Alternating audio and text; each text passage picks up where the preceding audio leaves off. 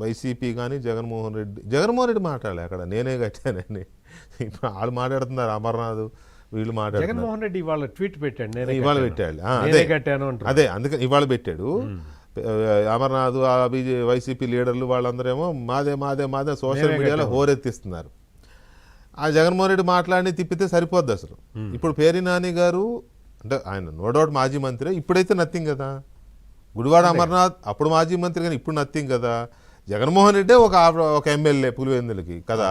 కానీ ఆ పక్కనున్న సంజయ్ రాణి గారు మంత్రి కదా ఇప్పుడు, సుజయ్ కిషన్ రంగారావు గారు ఎమ్మెల్యే కదా ఇప్పుడు, పైగా వెనకాల పక్కనే ఉన్నారు కదా. అదేంటి జగన్ ఆ రోజు నువ్వే కదా వ్యతిరేకించావు, భూములు కూడా వెనకెత్తానని మాట్లాడావు, మళ్ళీ నేనే కట్టాను ఎలా చెప్పుకుంటున్నావా, అసలు కొంతమన్నా ఉండాలి కదా అని వాళ్ళతో మాట్లాడించాలిగా వీళ్ళు. అంటే నా లాజిక్లో ఏమైనా తప్పు ఉందంటారా? అంటే తప్పేం లేదు, వాళ్ళు కూడా మాట్లాడాల్సిన బాధ్యత కూడా మాట్లాడాలి, రెస్పాన్సిబిలిటీ కూడా అందులో ఆ ఏరియా వాళ్ళు కాబట్టి. గుమ్మడి సంధ్యారాణి గారు మాట్లాడారు. ఓకే ఓకే ఆగండి ఆగండి, కొంచెం మమ్మల్ని కూడా మాట్లాడేమండి సార్. కాదు మీరు వాళ్ళు మాట్లాడాలి కదా. అయితే వినలేదు, మా చెవులకు సోకలేదు, మా చెవులకే సోకలేదంటే రేణుక గారు ఏం చెప్తున్నారు, మంచిని మైక్ లో చెప్పాలంటున్నారు. పట్టాభి గారు ఒక మాట, గుమ్మడి సంధ్యారాణి గారు మాట్లాడారని మీరు చెప్తున్నారు. గుమ్మడి సంధ్యారాణి గారు మాట్లాడిన మాటలు ఎక్కడా మారుమోగలేదు మైకుల్లో. రేణుక గారు చెప్పినట్టు మంచిని మైకులో చెప్పాలి అంటే మరి మైకులో చెప్పినట్టయితే లేదు, నేనైతే ఎక్కడ మైకు వినపడలేదు నాకు.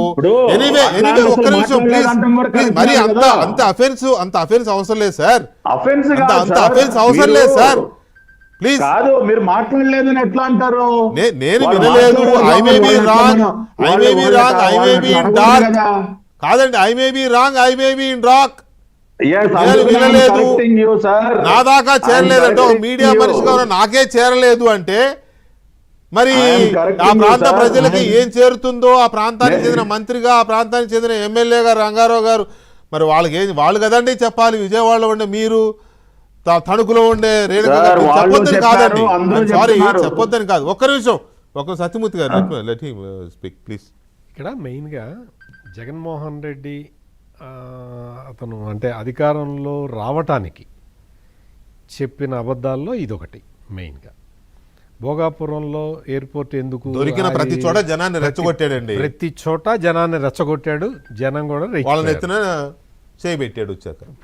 ఇక్కడ యాక్చువల్గా మధ్యలో కనుక 19లో జగన్మోహన్ రెడ్డి గెలవకపోయి ఉన్నట్టయితే ఈ పాటికి భోగాపురం ఎయిర్పోర్ట్లో ఇప్పటికి 1,000,000 ఫ్లయింగ్ అవర్స్ కంప్లీట్ అయిపోయింది. ఎర్ర బస్సులు కాదు, విజయవాడ బస్ స్టేషన్ లాగా ఫ్లైట్లు ఉండేవి, అక్కడ ఫ్లైట్లు ఉండేవి.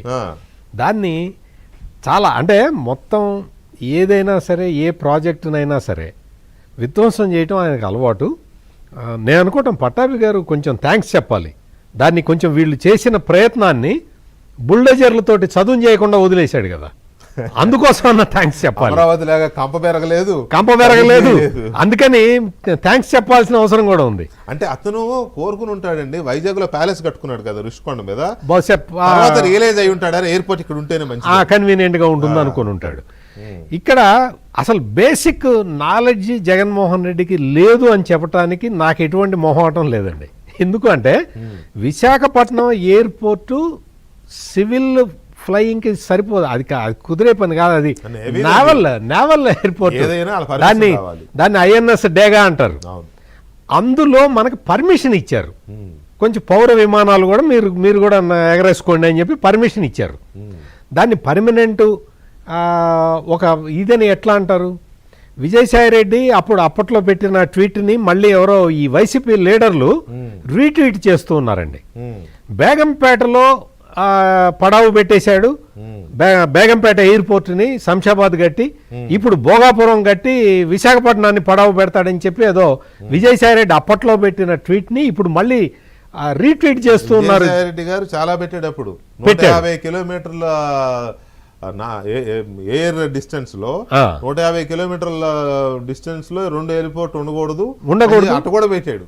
ఎన్ని ఫిట్టింగులు పెట్టాలో అన్ని ఫిట్టింగులు పెట్టి మొత్తం ఆ రోజు ఏం మాట్లాడారో అనేది కూడా మర్చిపోయి, అంటే పబ్లిక్ మెమరీ ఈజ్ షార్ట్ అనే ఒక సిద్ధాంతానికి కట్టుబడి ఉన్నట్టున్నారు వాళ్ళు. అవును. కానీ బట్ పబ్లిక్ సహజంగా మెమరీ రాజకీయ నాయకులందరూ అలాగే అనుకుంటారు. But public memory is not short. Everybody knows everything. అంటే ఇక్కడ ఈ భోగాపురం విమానాశ్రయాన్ని ఇన్ని అంటే ఫేజెస్లో మొత్తం అంతా తీసుకొచ్చి రెడీగా పెట్టిన తర్వాత కూడా కట్టలేకపోతే ఇంకా జగన్మోహన్ రెడ్డిని ఇంకేమనాలి? ఇప్పుడే చిన్న కరెక్షన్ ఏంటంటే గుమ్మడి సంధ్యారాణి గారు ఎప్పుడు వైసీపీలో లేనని వాళ్ళకి కాల్ చేసి చెప్పారట. నా కాల్ చేస్తున్నట్టు లైవ్లో ఉండి అటెండ్ చేయలేదు కదా. Maybe I may be wrong. నేను అనుకున్నాను వైసీపీలో ఉన్నారని. రైట్, ఎనీవే ఇప్పుడు భోగాపురం ఎయిర్పోర్ట్ సంధ్యారాణి గారు మీరు ఒకవేళ వైసీపీలో ఉన్నారని నేను అనుకున్నాను. ఒకవేళ లేకపోతే good, will take it. Yeah, Bhogapuram ఎయిర్పోర్ట్లో ఇప్పుడు ఆపరేషన్ అంటే సక్సెస్ఫుల్గా ట్రయల్ రన్ వేశారు, కంప్లీట్గా అయిపోయింది. జూలై నుంచి మొత్తం ఫ్లయింగ్ ఇది స్టార్ట్ అయిపోతుంది. మీకు జగన్మోహన్ రెడ్డి చెప్తున్న అంటే క్రెడిట్ చోరీ అని ఒకటి కొత్తగా మొదలుపెట్టి అది కూడా కాపీ కొట్టాడు. క్రెడిట్ చోరీ అనే కాన్సెప్ట్ కూడా రాహుల్ గాంధీ ఓట్ చోరీకి కాపీ. అంటే ఏది కూడా అంటే సొంతగా కనిపెట్టే పరిజ్ఞానం లేకుండా ఈ క్రెడిట్ చోరీ అని మొదలుపెట్టి ఏ క్రెడిట్ చోరీ చేస్తారు? భోగాపురం ఎయిర్పోర్ట్ని అక్కడికి తీసుకొచ్చి పర్మిషన్లన్నీ తీసుకొచ్చి చంద్రబాబు నాయుడు మొత్తం అంత అరేంజ్మెంట్లు చేసి పెడితే కూడా కట్టలేని జగన్మోహన్ రెడ్డికి క్రెడిట్ ఎట్లా వస్తుంది? రావటానికి వీలే లేదు. వ్యతిరేకించి జనాన్ని ఎగదోసి ఎలాంటి అసలు క్రెడిట్ ఏది అవసరం లేదన్నాడు. రైట్, మీకు ఎయిర్పోర్టే అవసరం లేదని చెప్పిన వ్యక్తి ఈ రోజు ఇచ్చి నేను కట్టా అంటాడు. ఇదే అన్ని ప్రాంతాల్లో ఇదే చేస్తున్నాడు. గూగుల్ విశాఖపట్నానికి గూగుల్ ఏ డేటా సెంటర్ వచ్చినప్పుడు కూడా ఇదే పెట్టాడు కదా, నేనే తెచ్చా అంటారు. నేను అదే అందుకనే ఈ అసలు సక్సెస్ స్టోరీ కంటే ఈ క్యాంపెయిన్ స్టోరీ లేకపోతే ఈ మిస్ క్యాంపెయిన్ ఎయిర్ ఫైట్ ఇటువంటివి నడుస్తున్నాయి. అక్కడ సక్సెస్ కంటే వీళ్ళు దీంతో డైల్యూట్ అయిపోయింది, డైల్యూట్ అయ్యే ప్రమాదం ఉంది. జగన్మోహన్ రెడ్డి ఉద్దేశం